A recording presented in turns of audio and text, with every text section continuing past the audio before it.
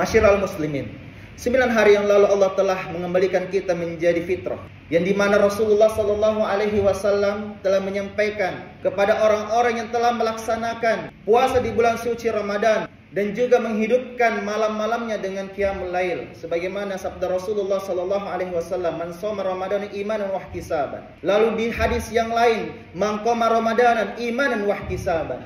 Lalu dilanjutkan oleh Rasulullah Sallallahu Alaihi Wasallam, "Ghufira lahu ma taqaddamat min dzambi."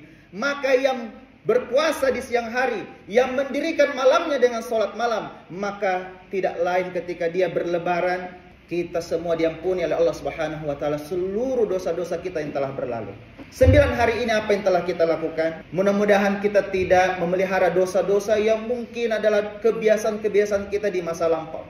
Kalau kita sudah meyakini bahwa Allah mengampuni seluruh dosa kita, yang dimana ada hubungannya langsung hak kita dengan Allah, maka ada satu hal lagi yang perlu kita ketahui. Di mana di bulan Syawal ini ada banyak hal-hal yang perlu kita ketahui. Yang pertama, kita sudah merasakan Idul Fitri.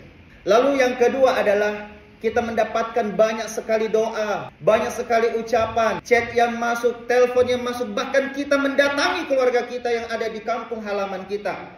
Kita mudik, bahkan uang yang telah kita kumpulkan selama 1 tahun, merantau di tempat yang besar, di kota Makassar, lalu kita habiskan itu semua untuk mengunjungi keluarga kita yang ada di kampung. Masya Allah, itu salah satu tanda yang dimana doa yang masuk itu insya Allah akan dikabulkan oleh Allah Subhanahu wa taala. Apa doa-doa yang sering disampaikan pada saat kita memasuki bulan Syawal? Kita sudah mendengarkan taqabbalallahu minna wa minkum siyamana wa siyamakum.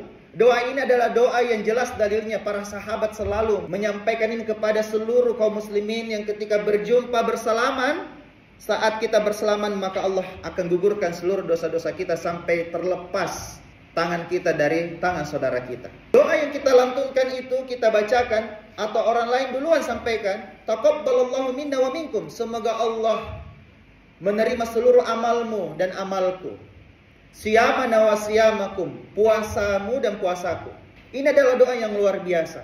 Dan kita jawab dengan taqabbal ya karim. Kabulkan ya Allah, semoga engkau menerima amal-amal kami. Itu yang jelas dalilnya.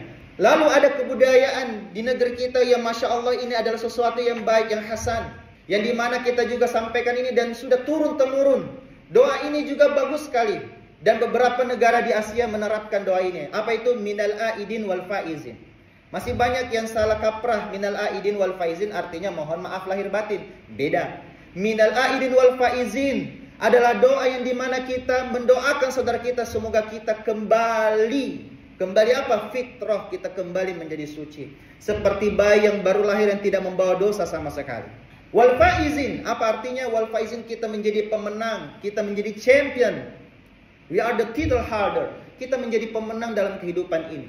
Dan semoga kita juga menjadi pemenang di akhirat kelak, yang dimana insya Allah kita memasuki surga Jannatul Firdaus yang Allah sudah janjikan kepada kita. Ini adalah doa yang sangat baik yang kalau kita doakan kepada sesama, Masya Allah. Lalu kita juga mengucapkan mohon maaf lahir dan batin. Nah, kenapa kita perlu mengucapkan mohon maaf lahir dan batin? Karena ada dosa yang Allah tidak bisa ampuni. Ada dosa yang tidak bisa langsung lepas terkait dengan apa? Hak kita terhadap sesama. Kalau kita masih ada hutang, kita pernah mencela seseorang secara langsung, kita pernah menyakiti hati seseorang, maka perlu kita langsung meminta maaf. Karena kenapa? Kalau orang yang kita pernah sakiti hatinya, orang yang pernah kita ambil haknya, orang yang pernah kita ambil sandalnya yang kita tukar dengan sengaja di masjid, ambil yang baik, buang yang buruk. Maksudnya yang buruk milik kita, lalu ambil yang lebih baik. Itu adalah hak orang lain yang harus segera kita cari di mana orangnya. Karena kalau orang itu tidak ridho dengan apa yang telah kita lakukan, maka nanti di akhirat ada dosa yang tidak bisa langsung selesai. Melainkan kita harus ketemu dulu dengan orang yang dimana kita melakukan kesalahan. Kalau orang ini ridho, insya Allah lepas. Tapi kalau tidak ridho, maka pahala kita akan mengalir ke dia. Kalau sampai kita rugi, naudzubillah, apa itu manusia yang paling rugi? Hamba Allah yang paling rugi adalah dia sholat luar biasa, puasanya luar biasa, tetapi dia mencela sesama.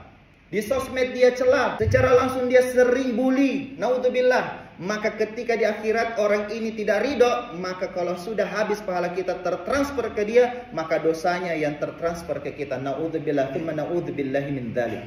Maka bulan Syawal ini keutamaannya perlulah kita menjumpai langsung.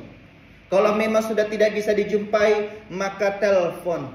Kalau sudah tidak diangkat lagi, minimal kita chat. Kalau kita sudah meminta maaf, sudah di-read, sudah dibaca oleh orang yang kita mintai maaf, baru dia tidak membalasnya, maka itu kembali ke urusan kepada Allah Subhanahu wa taala. Yang penting apa? Kita sudah memulai meminta maaf. Belum lagi kalau masalah dengan keluarga. Makanya kenapa ada dua istilah masyiral muslimin. Ada istilah silaturahim, ada istilah ukhuwah. Silaturahim itu kita pulang kampung, itu sudah benar.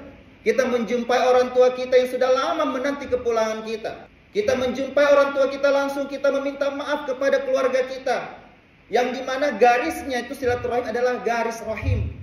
Apa itu rahim? Tali rahim. Tali dimana ada hubungan darah dari orang tua kita, dari ibu kita. Ke atas, nenek, kakek, paman, tante, sepupu, saudara, apalagi saudara kandung, kepada anak, kepada cucu, kepada ponakan. Itu adalah garis silaturahim. Maka kenapa budaya kita mudik itu adalah sesuatu yang baik. Kita pulang bahkan habis-habisan tabungan kita itu boleh-boleh saja. Namun sekarang sudah semakin canggih. Kita bisa meminta maaf langsung lewat video call. Kalau tidak video call, lewat call. Kalau tidak lewat call, lewat chat. Kita bisa langsung meminta maaf kepada keluarga kita yang ada di kampung.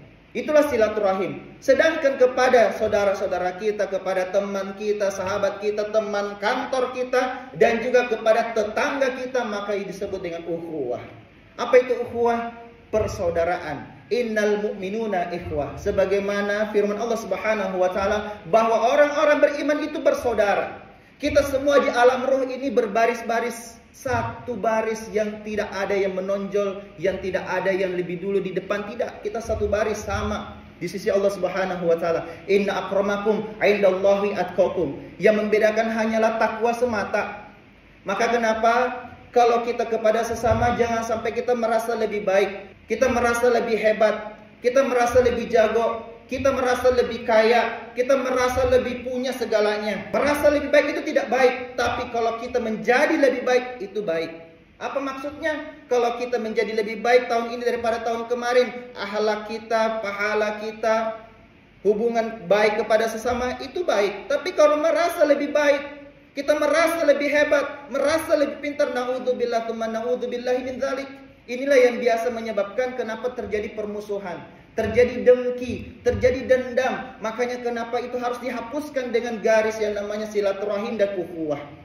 Maka bulan Syawal ini belum habis. Inilah waktu kita untuk segera menghubungi saudara-saudara kita, menghubungi sepupu kita, menghubungi paman dan tante kita, menghubungi seluruh teman-teman kita yang mungkin bahkan kalau dia sudah meninggal dunia lalu kita punya hutang, maka bayarlah kepada kerabatnya.